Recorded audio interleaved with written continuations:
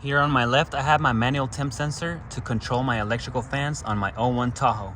It's been about 7 months from when I did the original install for my fan conversion on the Tahoe. I've had some of you guys ask for an update on the fans, so today I'll be doing that, as well as giving you some more updates on the Tahoe and Silverado. I know that some of you guys don't like the fact that the fans will come on once or twice after you turn off the truck due to the manual temp sensor here, and that's because I grounded it directly to the battery.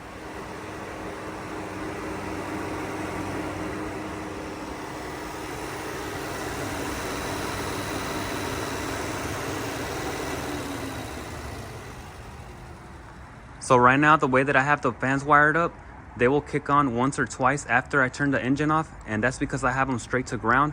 But to fix that issue, it's real simple, and I'll show you how to do it right now with this relay.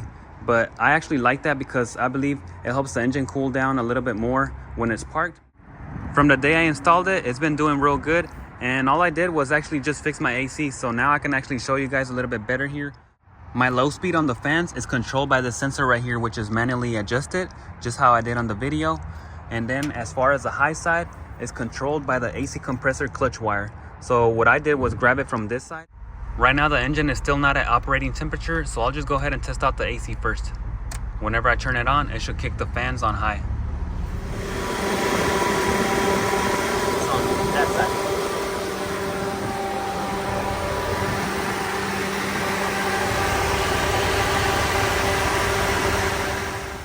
So right now the AC is turning on this fan on high, and the one on that side is actually off because the operating temperature hasn't been reached. But whenever the engine reaches the operating temperature, both of the fans will kick on high.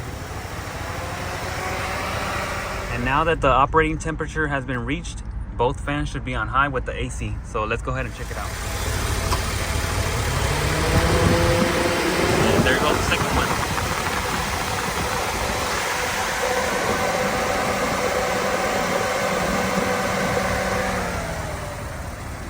So it's a big difference. Whenever they're on high, it gets pretty loud. So the AC is doing great, and you can actually see the condensation right here of all the water dripping. And now it's much cooler with the summer heat because it was getting real hot out here. And now they're both on low speed.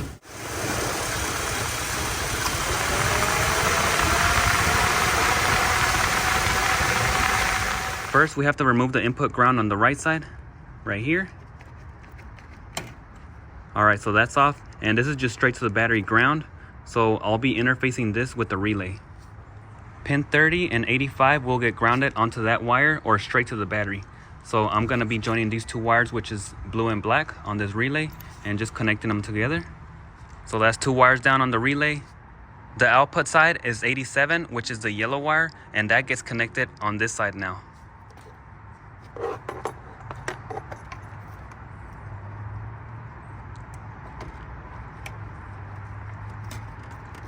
All right, that's good right there. And now we just have the last wire, which is pin 86, this white wire, which you want to connect to an ignition source in the fuse box or in the truck. I just ran it inside the truck, and let me show you right here. Right on this fuse panel, you can see this green wire is an ignition on my 01 Tahoe. This should be good for 99 to 02.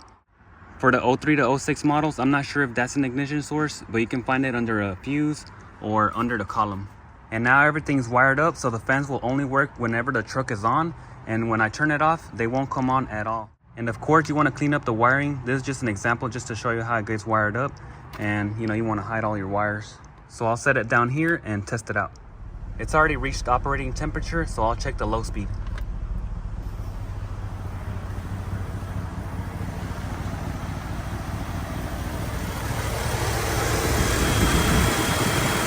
So you can see they kicked on right there.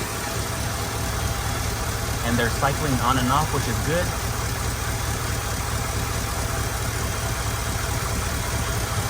And now we can try out the AC right here.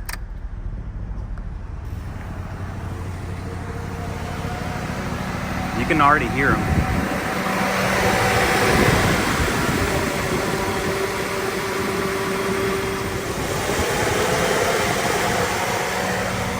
So they're cycling on good. And that's pretty much it. All you have to do is add that relay if you don't want them to come on whenever you turn off the truck. As soon as I cut the power off ignition, the fans will completely turn off and not come back on.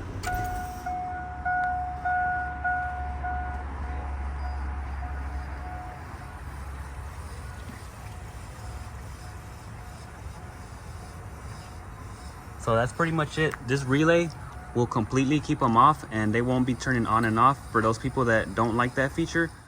So I'll just be hooking mines back up, and it'll cool down the engine a little bit more and stay off after that.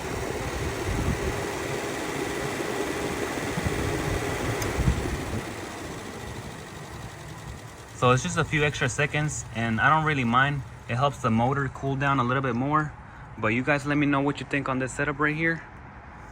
So overall, the Tahoe's doing pretty good. And on the right side, I have the Silverado, which right now is sitting in the garage because the transmission went out.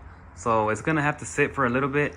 It does have the 4L60, and all it's doing right now is running in reverse. So I just went ahead and parked it. But just before the transmission went out, I did manage to find me a hood. It's a used 2500 HD hood, and you can see that it does have a little bit of dings all around here. I'm not sure if it's like hail damage. So I'm gonna try to get it painted and repaired.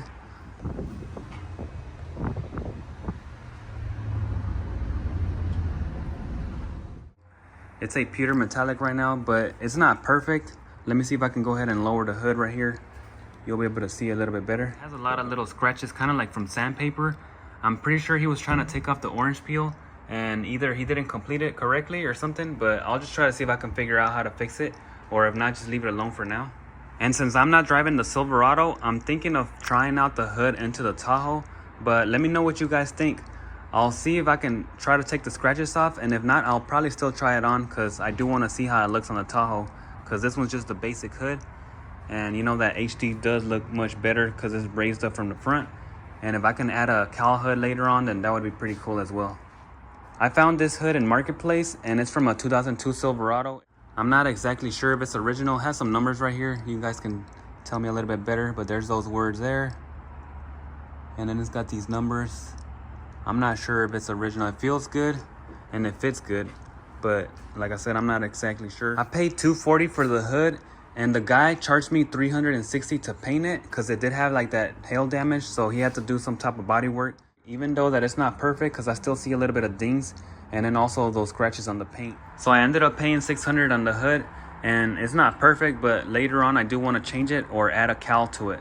So that's also why I'm not really worried about it. And I've also been messing around with the alarm on the Tahoe, trying to fine tune it to where I like it. And I'll go ahead and show you right now how I got it real sensitive. So I'll start it off right here. I'm gonna put the keys on this side and just test it out. And then the pager will get the signal.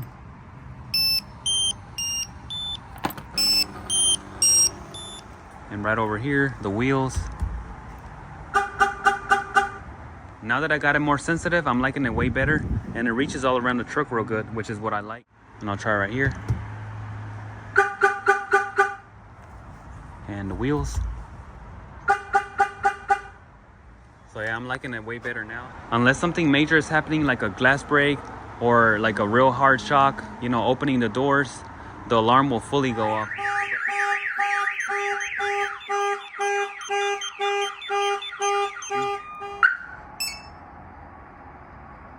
So I went ahead and added LEDs into the DRL section, and right now they're blue.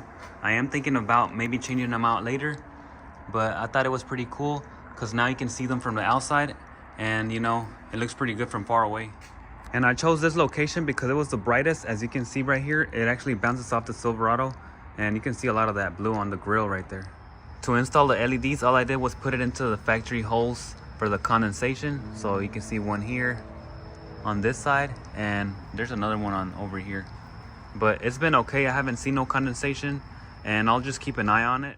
The LEDs that I'm using here are the ones that came with the CompuStar, or you can use any alarm LED. As long as your brain powers it up, then it should be good to go. And the good thing about this is that it's no extra battery drain, which is what I like about it. And if this video helped you out, or you like this content, consider subscribing and check out the next video here.